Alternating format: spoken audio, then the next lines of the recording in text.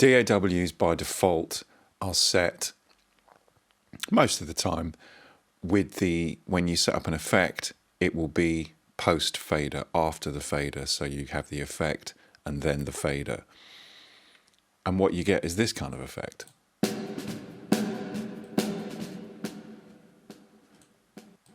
As you pull the volume of the snare down, the reverb goes with it.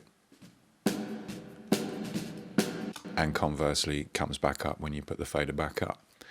So that is the effect being post fader, after the fader.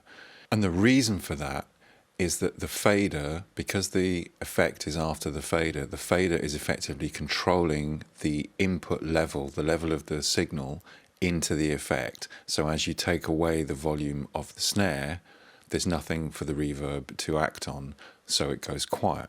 Now you can set the D.A.W so that the effect happens before the fader. There are any number of reasons why you might want that to happen, not least of which is when you're exporting effects. It's an easy way to take away the original snare signal and just leave the reverb, because the reverb happens before the fader. So the fader has no effect on the reverb, like this.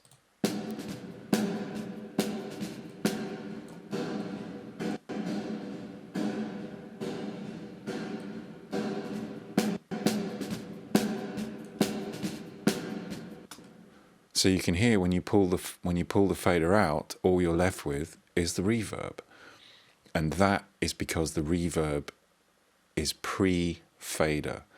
So hopefully that explains the difference between pre and post fader. There are all sorts of reasons why you might want to use pre-fader or post-fader for different effects, for delays, for reverbs, for exporting just the effects on a track.